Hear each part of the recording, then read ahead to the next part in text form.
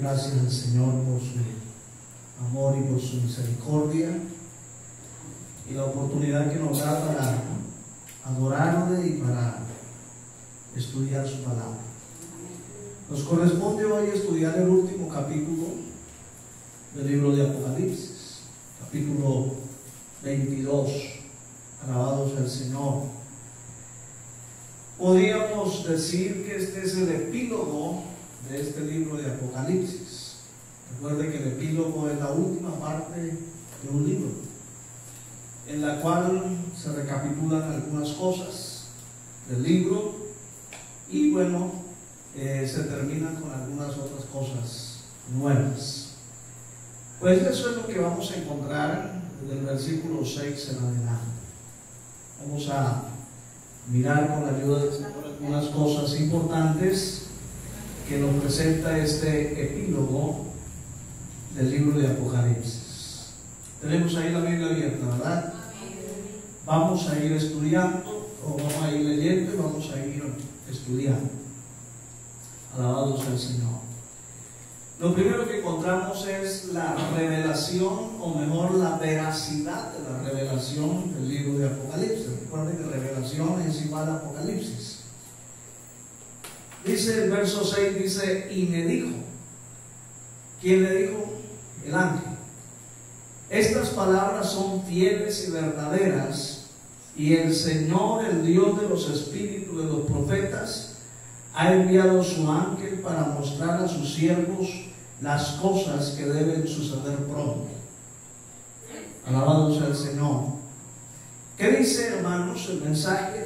Se le dice a Juan, estas palabras son fieles y verdaderas. Es decir, todo el contenido del libro de Apocalipsis, según la declaración del ángel, es que son palabras fieles y verdaderas. Es decir, no hay ninguna sombra de mentira, ni de falsedad, ni de especulación alguna en el contenido del libro de Apocalipsis, todo lo que ya hemos estudiado. Y como para dar el sello de la veracidad, dice, y el Señor, el Dios de los espíritus de los profetas, porque Dios es el que ha capacitado y llamado a los profetas, ha enviado su ángel. Recuerde que la revelación se la dio Jesucristo a un ángel, y ese ángel fue enviado por el Señor a darle toda la revelación a Juan. Eso lo encontramos allá en el capítulo 1 de este libro. Dice, para mostrar a sus siervos las cosas que deben suceder pronto. Alabado sea el Señor. Todo lo que hemos estudiado tiene que ver con esos hechos que a Juan se le mostró que deben suceder pronto. Máxime nosotros en esta generación, pues podríamos decir que estamos prácticamente en el cumplimiento del Apocalipsis. Entonces, si esto hace 2000 años atrás era para animar a los hermanos que estaban siendo perseguidos, recuerde que el libro de Apocalipsis fue escrito en ese contexto en que la iglesia está siendo perseguida por los emperadores o por el emperador de turno. Alabado sea el Señor. Pues estas palabras llevaban ese propósito de levantarle el ánimo a estos hermanos. Recuerden que estas cosas van a suceder pronto. Llegará la tribulación, pero luego pasará entonces lo que ya estudiamos. Alabado sea Dios. Cielos nuevos, tierra nueva, donde mora la justicia. Eso es lo primero que encontramos en este epílogo. En segundo lugar, encontramos la promesa de su venida. El tema de la venida del Señor está bien claro en el libro de Apocalipsis. Y este último capítulo tiene 3 menciones a la venida del Señor. Está en el versículo 7, en el versículo 12 y en el versículo 20. Pero quiero que miremos cada uno de ellos para mirar el contenido de esto. Dice, verso 7. He aquí vengo pronto. Bienaventurado el que guarda las palabras de la profecía de este libro. Feliz el que guarda las palabras de la profecía de este libro. El que la guarda en su corazón, el que la mantiene fresca en su memoria para ponerla en práctica, para no perder de vista la esperanza que hay para el pueblo de Dios, de que ese día malo pasará y vendrá el día anhelado para estar en la presencia del Señor. Alabado sea Dios. He aquí, vengo pronto. El Señor lo dijo y lo está diciendo aquí, terminando el libro de Apocalipsis. Me llama la atención que en 3 ocasiones, como si fuera el sello de la Trinidad, como si por un lado fuera el Hijo el que estuviera anunciando que va a venir, pero por el otro lado el Padre también estuviese diciendo: mi Hijo va pronto, y allá al final dice que el Espíritu dice: ven, alabado sea el Señor. ¿Ven? Es como si hubiese ese sello de la Trinidad aquí con respecto a la promesa del Señor. Ahora, recuerde que esto es una promesa, y si hay algo que Dios, en su naturaleza y en su carácter, es que Dios cumple lo que promete. Y si Él dijo que venía, es porque viene. Amén, hermano, y lo estamos esperando. Puede ser esta misma noche, o puede ser mañana, dentro de 10 meses, un año, ¿qué sabemos?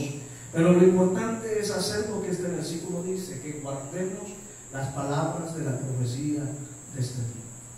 Alabado sea el Señor. El versículo 12 dice: he aquí yo vengo pronto. Otra vez, palabra de Cristo. He aquí yo vengo pronto, y mi galardón conmigo, para recompensar a cada uno según sea su obra. Es decir, que en medio de la promesa que Él hace de venir por su pueblo, viene a recompensar a cada uno según sea su obra.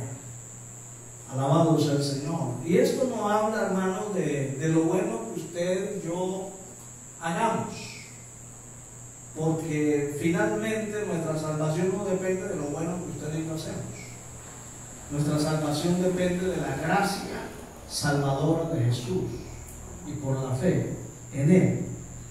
Pero esto de recompensar a cada uno según sea su obra tiene que ver, hermano, con el trabajo que usted y yo desempeñamos o desarrollamos en función a la evangelización del mundo.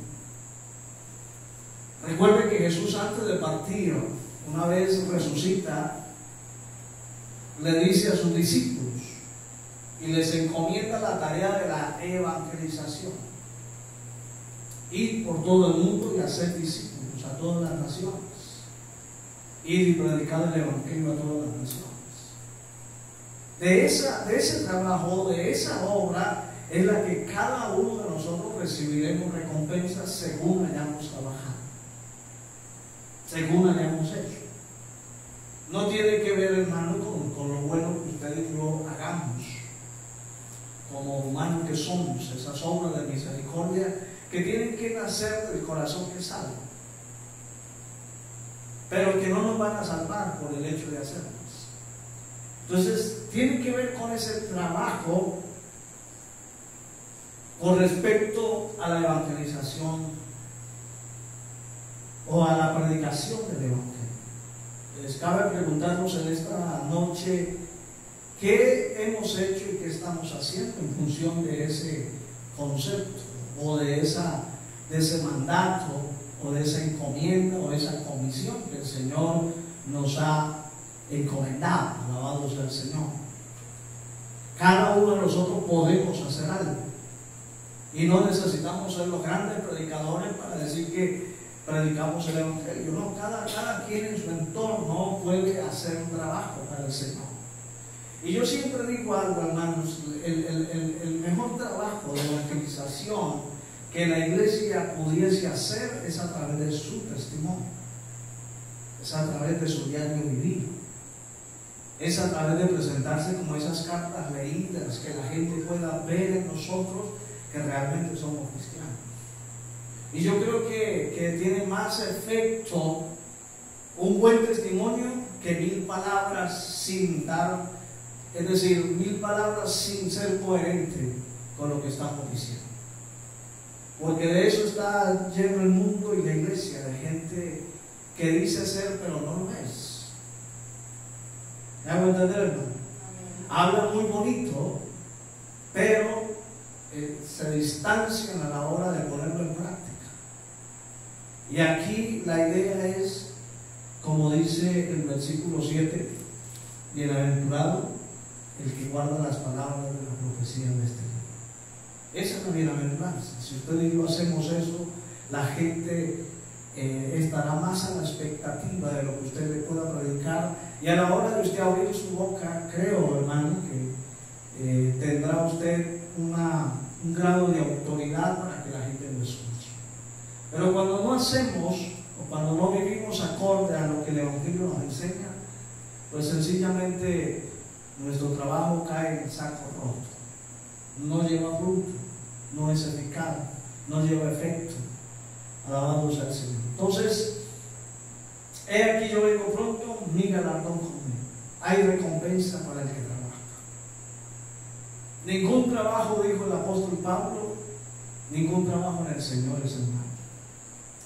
No vaya a pensar que solamente recibirán recompensa los grandes, no, los pequeños, aquellos oficios que no se ven, pero que son tan necesarios a la hora del desarrollo de la iglesia, del crecimiento de una congregación, del sostenimiento de un ministerio. Hay labores que no se ven, hay gente que hace trabajos, lo que nosotros llamamos trabajos sucios, como lavar los baños, como asear el templo, como barrer, etc. Esos trabajos a veces no se miran con mucho agrado y a mucha gente no le gusta hacer eso, pero sí juegan mucho a la hora de sostener o de embellecer el trabajo de la obra de una iglesia, de una congregación, de un ministerio. Alabados al Señor. Entonces, todo el que hace algún trabajo, por pequeño que sea, recibirá recompensa de parte del Señor. Y el versículo 20 dice: el que da testimonio de estas cosas. ¿Quién es el que da testimonio de estas cosas? El Señor Jesucristo. Dice: ciertamente vengo en breve. Dese cuenta el término breve. Algo breve es algo corto, es un lapso de espacio de tiempo muy corto. Vengo breve. Recuerde que para Dios el tiempo no es un problema. El problema es para nosotros, los humanos, con respecto al tiempo. Alabados al Señor. Y me llama la atención que así termina el libro de Apocalipsis, diciendo: vengo en breve. Amén, si ven, Señor Jesús. Esa es la exclamación de la iglesia. Y así termina la revelación, así termina el libro de Apocalipsis. ¿No le parece maravilloso, hermano? Como diciendo que venga, lo que yo he dicho con respecto a que voy es porque voy. Y ustedes no deben perder por ninguna razón la expectativa de mi venida. Ténganla presente. Desde el primer capítulo de Apocalipsis se habla de que todo ojo lo verá, de que Él viene. Y termina la revelación diciendo: he aquí yo vengo pronto, vengo en breve. Alabado sea el Señor. Entonces, en ese epílogo del libro de Apocalipsis encontramos esas tres promesas con respecto a su venida. El versículo 8 y 9, vamos a leerlo, dice: yo, Juan, cuando el ángel está diciendo y escucha las palabras de Jesús diciendo: he aquí yo vengo pronto, dice: yo, Juan, el que oyó y vio estas cosas, y después que las hube oído y visto, me postré para adorar a los pies de ¿quién? Del ángel que me mostraba estas cosas. Porque recuérdelo, hermano, que el Señor Jesucristo le dio la revelación a un ángel, y ese ángel se la llevó a Juan. Entonces Juan está recibiendo toda esta revelación de parte del ángel. Por eso ahora dice que me postré para adorar a los pies del ángel que me mostraba estas cosas. Pero ¿qué le dijo el ángel? Pero él me dijo: mira, no lo hagas, porque yo soy consiervo tuyo, de tus hermanos los profetas y de los que guardan las palabras de este libro. Adora a Dios. Alabado sea el Señor. La adoración es única y absolutamente para Dios. Los ángeles lo entienden perfectamente. Los ángeles no aceptan ninguna adoración de nadie. Y por eso la invitación que le hace el ángel a Juan: adora a Dios. Adora a Dios. Alabado sea el Señor. Da tristeza, hermano, que dentro del pueblo de Dios a veces se adoran otras cosas. Y como que el tema de la adoración a Dios a veces no se entiende muy bien. Porque es fácil, en muchos casos, adorar a los hombres, a los ministros. Y yo no sé si en alguna ocasión les dije esto, pero hace unos años atrás se hizo un estudio por dos universidades de los Estados Unidos. Querían medir el grado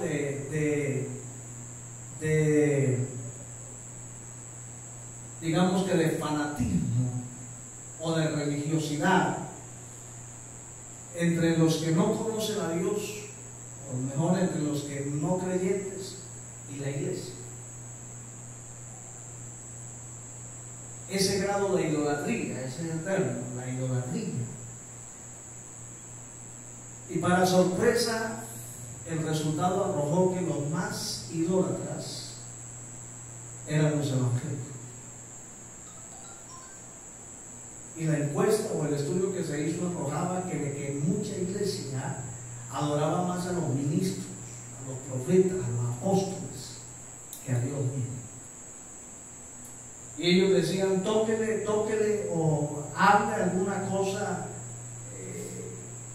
digamos, aunque sea verdad, pero que no agrade mucho con respecto al testimonio del profeta o del apóstol.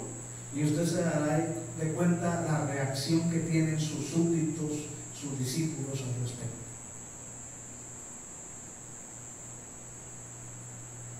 Aquí el ángel exhorta a Juan a que la adoración es solo para Dios. Amén, hermano, solo para Dios. Los profetas, pastores, apóstoles simplemente son instrumentos en la mano de Dios. Simplemente son esclavos del Señor. Y finalmente lo que ocurre detrás de estos hombres es porque Dios lo hace, no porque ellos lo hagan. ¿Sí? Y es lo que a veces mucha de esta gente no entiende y creen que es por ellos que ocurren las cosas. Y resulta que Dios en su gracia es el que hace todas las cosas, porque los milagros, ¿quién los hace? Dios. ¿Quién es el que trae las vidas, el que convence los corazones? ¿No es Dios acaso? No es el predicador, no es el gran evangelista, no, es Dios en su gracia. Él es el que hace todo. Alabado sea el Señor. Adora a Dios.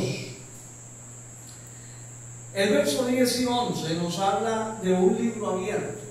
Mire la invitación que el ángel le hace a Juan. Y me dijo: no selle las palabras de la profecía de este libro, porque el tiempo está cerca. Es decir, no lo cierres, déjenlo abierto, déjenlo que la gente lo pueda leer, transmítalo. Fue enviado a las 7 iglesias. Quiere decir que este libro, la orden era: multiplíquenlo, léanlo, estudienlo, medítenlo en todas las iglesias, no lo selles. Que es un libro apocalíptico con un lenguaje a veces un poco no tan fácil de entender, pero es el libro oportuno para que la gente lo lea. Yo no sé si a ustedes en algún momento de su vida dijeron que el que leía el libro de Apocalipsis se volvía loco. ¿Sí? Y como que nos sembraron ese temor, ese miedo de leer Apocalipsis, porque no volvíamos. Pero realmente, hermano, yo no sé cuántas veces he leído y he estudiado y he enseñado Apocalipsis y soy más cuerdo que cualquier otro. Alabado sea el Señor. No se me ha corrido ningún tornillo de ojo, porque precisamente es la revelación, aleluya, de la iglesia, del comienzo, el desarrollo, la expansión de la iglesia, pero también de la historia. Podríamos decir que el capítulo 21, ahí termina, hermano, la revelación con respecto a la eternidad. Ya no se nos dice nada más. Por eso todo lo que se diga que no esté en el libro de Apocalipsis con respecto a la eternidad es mera especulación, porque hasta ahí termina la revelación.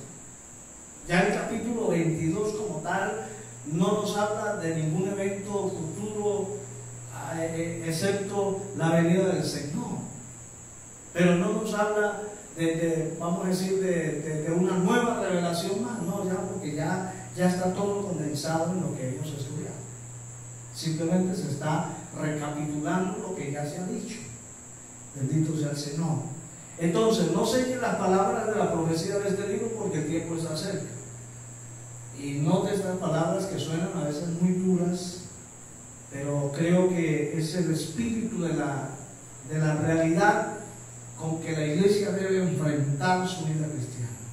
Dice: el que es injusto, que sea injusto todavía. El que es inmundo, sea inmundo todavía. El que es justo, practique la justicia todavía. Y el que es santo, santifíquese todavía. Entonces la invitación es a que seamos cada vez mejores. Por un lado le dice a aquel que si usted no quiere creer en el Señor, húndase más en su vida. Usted es injusto, siga siendo injusto. Usted es inmundo, siga siendo inmundo. Pero a la iglesia le dice el que practique, el que sea justo, practique la justicia todavía.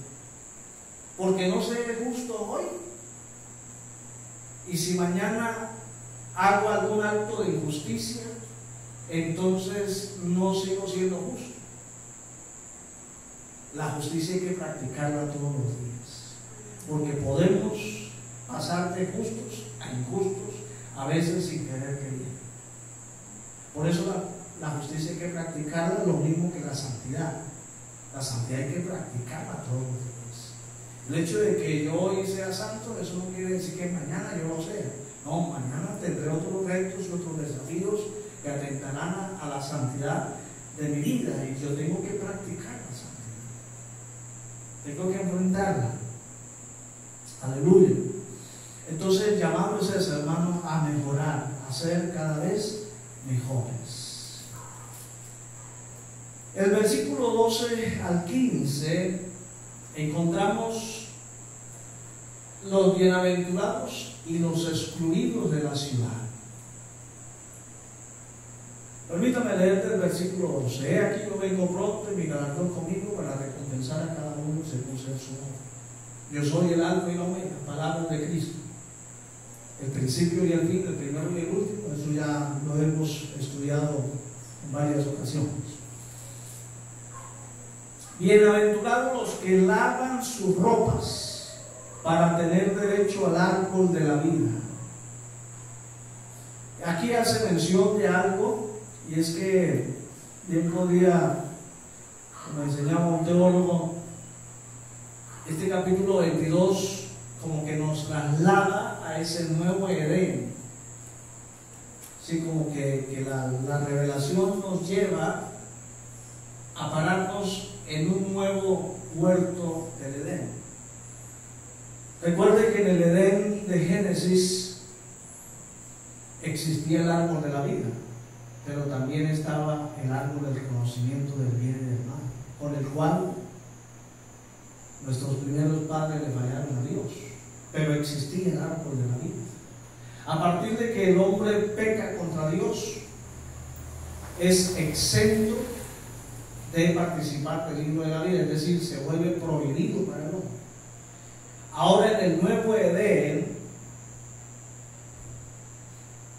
está la invitación que dice: bienaventurados los que lavan sus ropas, los que se guardan para Dios, porque ellos van a tener derecho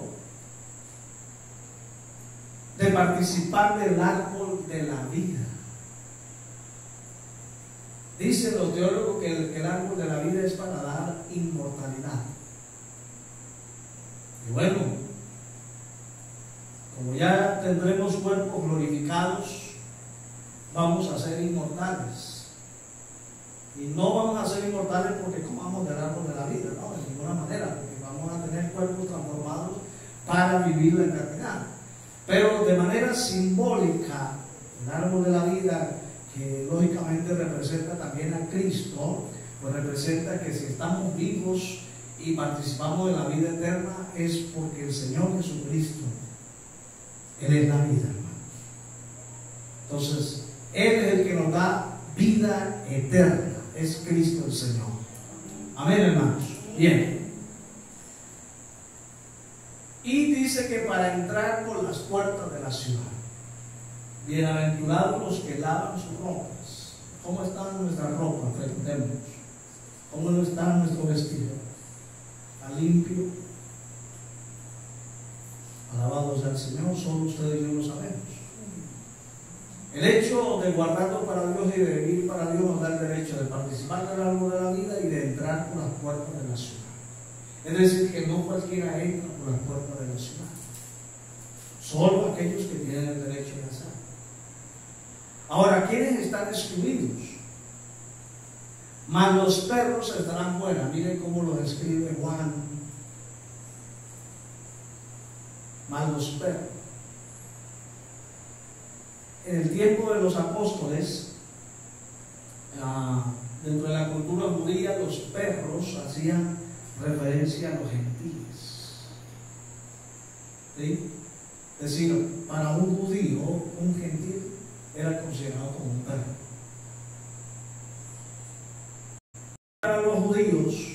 Para los judíos ortodoxos, los gentiles no eran merecedores del cielo. Para ellos, por su condición de ser gentil y no ser judío, merecían el castigo eterno. Es decir, algún teólogo judío lo describió: los gentiles son leña para el infierno. Alabado sea el Señor. Pero aquí esta palabra perro, pues, lógicamente suena demasiado despectivo, pero habla de esa condición de que no tienen el privilegio y el gozo de participar de la ciudad eterna, la nueva Jerusalén que ya estudiamos. Y entonces entra a mencionar quiénes son esos perros: los hechiceros, los fornicarios, los homicidas, los idólatras y todo aquel que ama y hace mentira. Yo creo que aquí en estos pecados que se mencionan está todo condensado, porque la hechicería habla de ese mundo ocultista, de todo lo que se mueve en ese mundo oculto para nosotros. Los fornicarios habla de todo pecado sexual, llámese como se llame, ahí lo encierra todo. Los homicidas tienen que ver con la violencia, con el odio, porque el que odia a su hermano, dice Juan, que es un homicida, ¿cierto? Y esto habla de todos los grados de violencia que existen. El homicidio. Los idólatras, toda la idolatría, no solamente la de los muñecos, sino ya hemos mencionado, a veces se adoran a los hombres, a veces se adora el papá, la mamá, etcétera, etcétera. Se adoran hoy los animales. Usted ve que hoy tratan mejor a un perro, a un gato, que a un ser humano. Y mire el mundo para dónde va, hermano. Hoy se lucha contra la natalidad, contra evitar que los niños nazcan. Y hoy las parejas que se unen a vivir porque ni se casan, no piensan en tener hijos, pero sí tienen mascotas. ¿Sí se da cuenta, hermano? Prefieren tener una mascota y no un hijo. Y yo no sé qué es más caro, si criar a un hijo o sostener a un perro o un gato. Alabado sea el Señor. Pero ese es el mundo en el que vivimos. Los idólatras y todo aquel que ama y hace mentira, todo el engaño, toda la falsedad en la que vivimos, la corrupción en la que vivimos. Hoy se miente para salir bien favorecido, hoy se miente para robar, hoy se miente para, bueno, qué sé yo, hermano, para un montón de cosas. Este mundo está lleno de falsedad en todo el sentido de la palabra. Entonces creo que este listado pues es corto con comparación a todos los pecados que ustedes y yo conocemos, pero que están condensados ahí. Alabado sea el Señor. Ellos dice que estarán fuera. Por eso lo que encontramos es, por un lado, los bienaventurados, los que participan del árbol de la vida y entran por las puertas de la ciudad, y por otro lado estamos viendo los excluidos de la ciudad, los que no van a entrar, los que no van a participar. Aleluya. El verso 16 y 17 encontramos la invitación a gozar del agua de la vida. Yo, Jesús, he enviado a mi ángel para daros testimonio de estas cosas en las iglesias. Yo soy la raíz y el linaje de David, la estrella resplandeciente en la mañana. Y está Jesús hablando. Y el espíritu y la esposa dicen, ven. Y el que oye diga, ven. Y el que tiene sed, venga. Y el que quiera, tome del agua de la vida gratuitamente. Es una invitación que por un lado la hace el Señor. Él es el agua de la vida. Recuerden que este mensaje se lo dio a una mujer samaritana,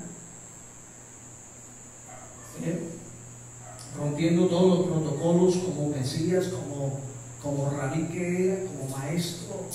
Israel no podía hablar a sola con una mujer en público, eso era indecoroso, pero el Señor no le importó eso, rompió con los protocolos y le dio tal vez uno de los mayores y más grandes mensajes del Evangelio, se los entregó a una mujer.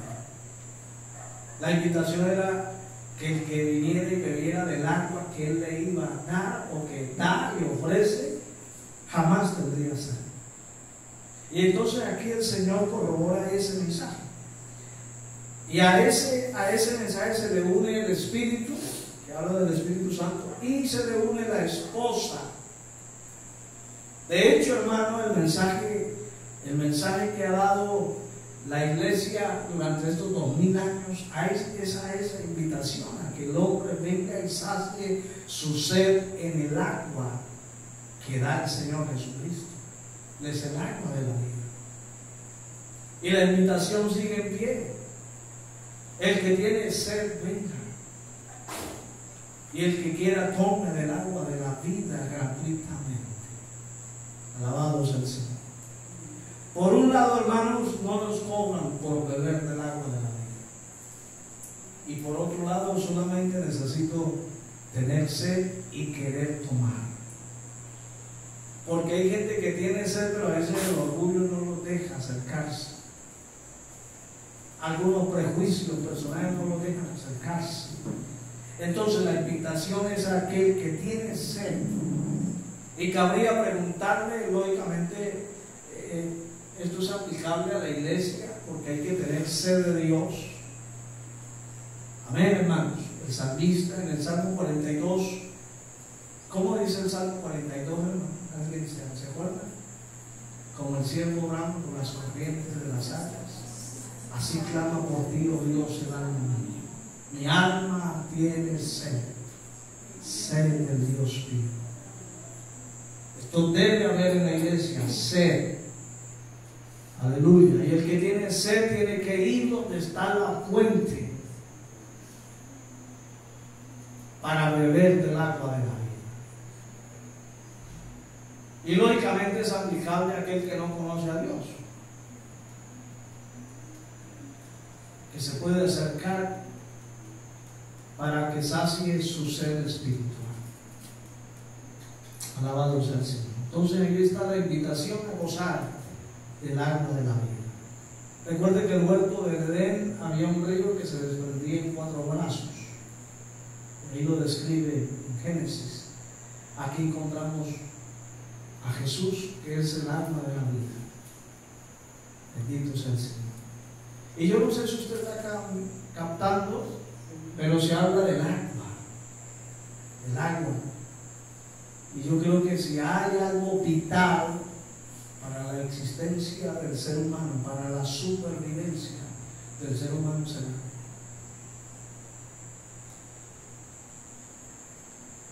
Te puede aguantar hambre varios días y no se muere, pero no puede aguantar sed durante determinados días porque se muere de inanición, de deshidratación. Ese es el término, deshidratación. Alabado sea el Señor. Entonces aquí Jesús está haciendo esa invitación a aquel que tiene sed. Preguntémonos, ¿tenemos sed? El verso 18 y 19 encontramos una sentencia. Ya casi estamos terminando. Una sentencia. Escuche bien, dice: yo testifico a todo aquel que oye las palabras de la profecía en este libro. Si alguno añadiera estas cosas, Dios traerá sobre él las plagas que están escritas en este libro. Mire la responsabilidad que recae sobre quienes enseñamos las escrituras. Aquí no es que a mí me parece, es que yo creo, no, aquí no valen los conceptos humanos, las opiniones humanas no valen, no pesan, pierden valor a la hora de enseñar con veracidad las escrituras. Entonces, si a alguno se le ocurre añadirle algo, por eso que los predicadores tenemos que tener el cuidado de no entrar en la especulación siempre.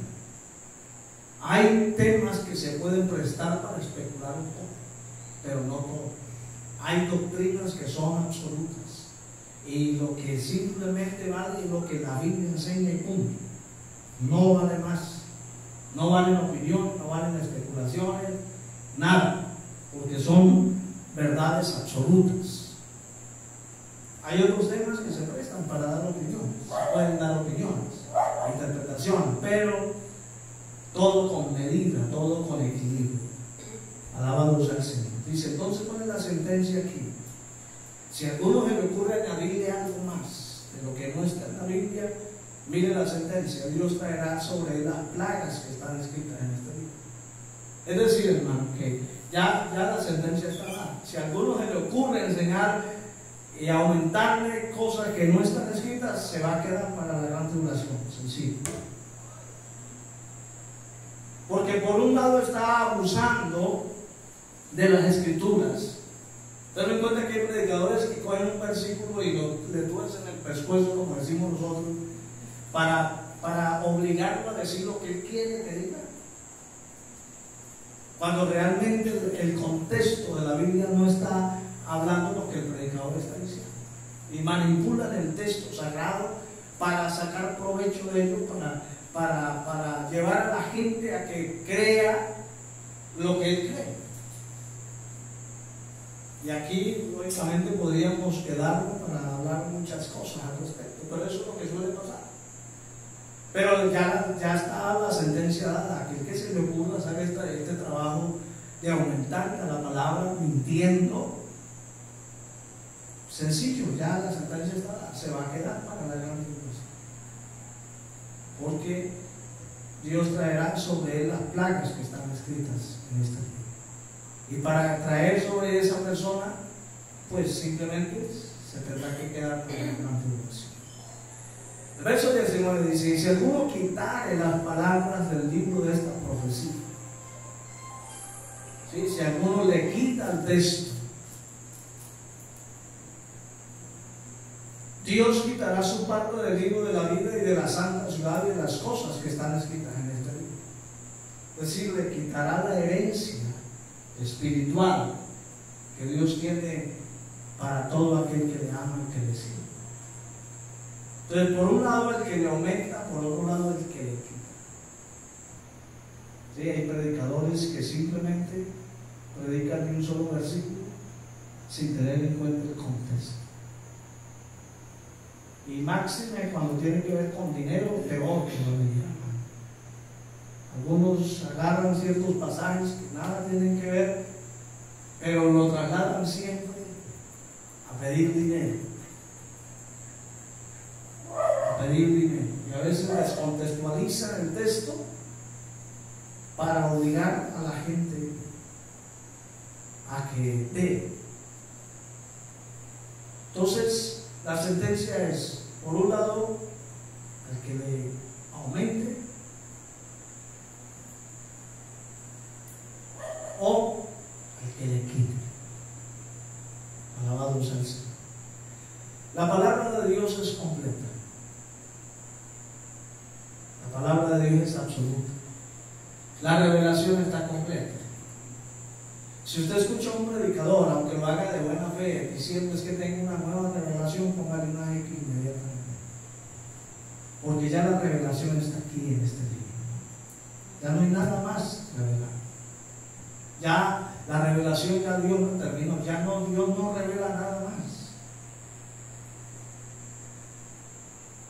Alabado sea el Señor. El verso 20 habla de un clamor. Dice: el que da testimonio de estas cosas, dice ciertamente vengo en breve. Y frente a esa promesa, el clamor es amén. Sí, ven Señor Jesús. ¿Quién hace este clamor? ¿Quién es el que está esperando al Señor finalmente? La iglesia. Entonces, ¿de dónde sale este clamor? De la iglesia. Sí, ven Señor Jesús. Aleluya. Es sano preguntarnos si yo anhelo que el Señor venga.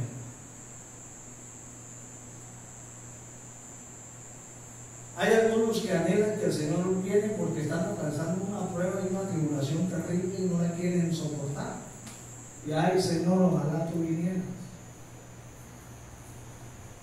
Pero aquel que está en condiciones mejores, entonces pasa todo lo contrario. No, Señor, detente un poquito, permítame, yo termino mis proyectos humanos. Aquel que está soltero dice: permítame casarme para formar una familia, etcétera, etcétera, etcétera.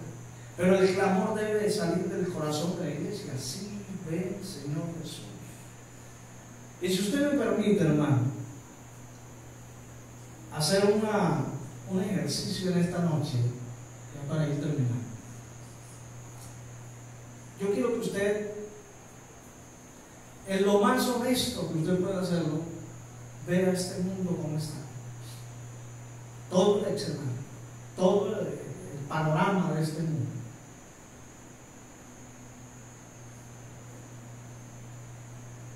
No anhelamos que el Señor venga.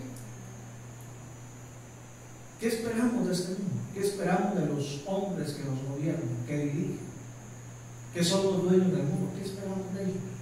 Nada, todo lo peor.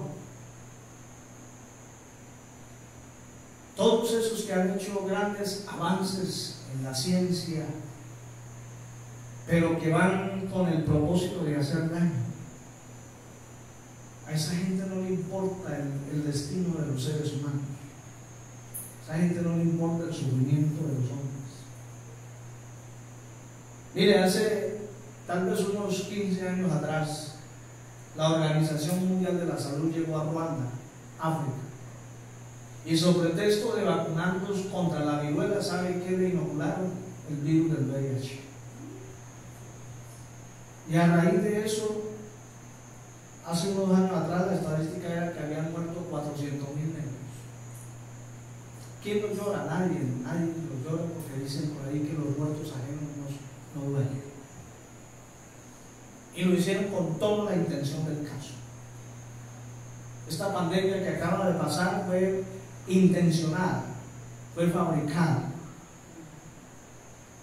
fue un experimento que hicieron. ¿Y cuántos murieron? ¿Les ha dolido? No les ha dolido. Entonces, frente a esa realidad, hermano, ¿qué nos puede quedar en nuestro corazón? Solamente el deseo y el anhelo que el Señor venga. Porque caer en manos de estos hombres que dirigen los destinos del mundo es lo peor que le puede pasar al mundo.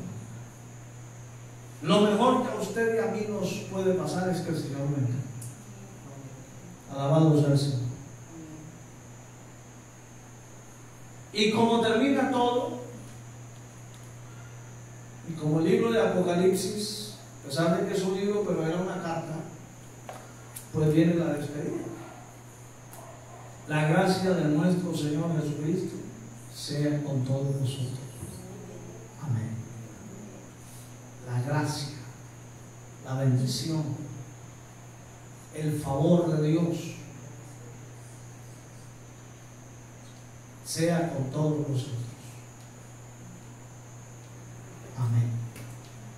No diga con su espíritu, no, por favor. La gracia del Señor Jesucristo sea con todos nosotros. Amén. Necesitamos el favor de Dios. Necesitamos la gracia de Dios todos los días. Necesitamos la misericordia del Señor todos los días. Necesitamos el cuidado de Dios todos los días. Necesitamos de la fortaleza de Dios todos los días. Así que esa es la despedida del libro de Apocalipsis. Que el Señor nos bendiga en esta noche. Gloria al Señor. Póngase de pie. Y damos gracias al Señor.